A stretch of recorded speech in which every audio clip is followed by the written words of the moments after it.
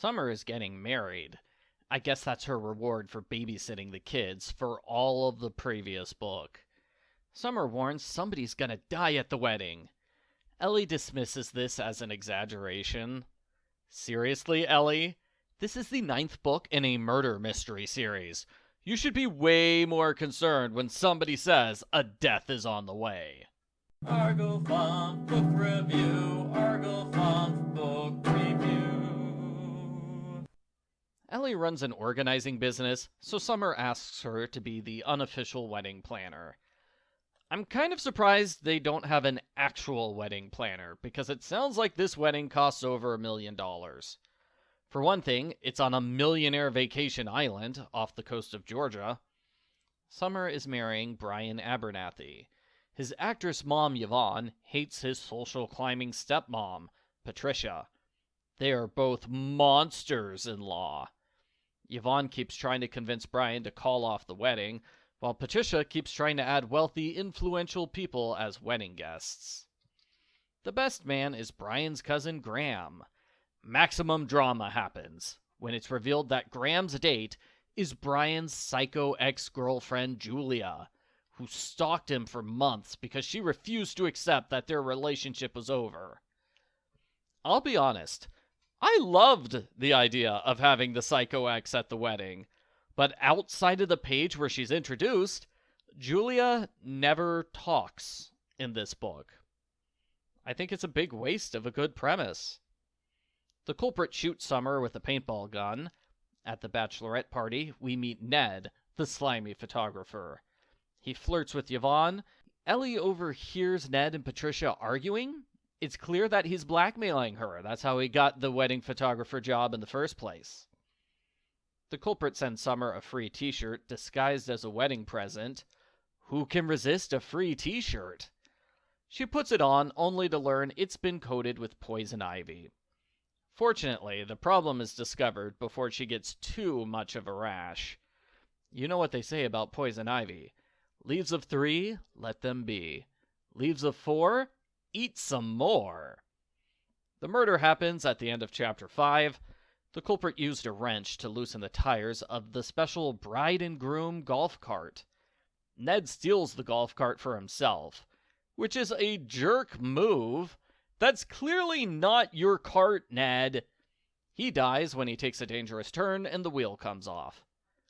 Patricia is relieved that her blackmailer is dead, while Yvonne thinks this is a sign to cancel the wedding. She gets into a shouting match with the bride and groom over this. Patricia rises to the top of the suspect list when she's seen sneaking out of Ned's room. She cancels Ned's art show, which she was sponsoring. Ellie wonders about this for a while, and she talks with Ned's best friend. You know what Ellie doesn't do? She doesn't talk to Patricia! Patricia is the main suspect for 150 pages, and Ellie doesn't talk to her once! I'm guessing that's because as soon as Ellie does talk to Patricia, she is quickly cleared from all suspicion. She confesses that Ned was blackmailing her. Yeah, we've already known that for the majority of the book, but it's good to have more details about it. Julia is found injured on the stairs. She's taken to a hospital. When looking for Julia's purse and contact information, Ellie finds all of the culprit's weapons, the paintball gun, the poison ivy, and the wrench. The culprit probably could have gotten away with framing Julia, but they're not done yet. They poisoned Summer's drink at the wedding rehearsal.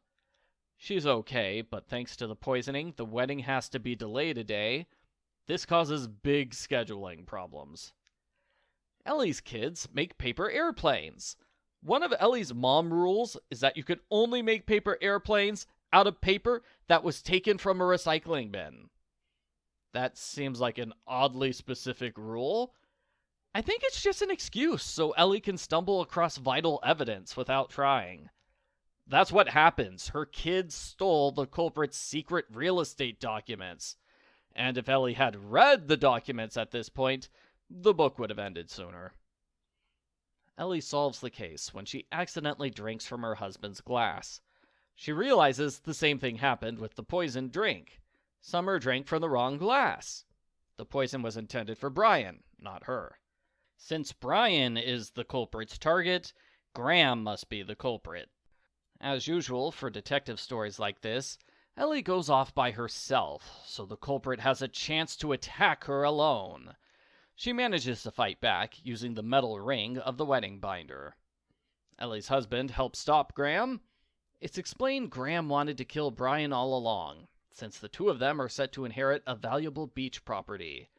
He was hoping to frame Julia, making it seem like the murder was a part of a series of pranks gone terribly wrong. The end. Post-book follow-up. I thought this book was fine the first time I read it, not as funny or action-packed as the previous one. I liked this book a lot less when I reread it for this review.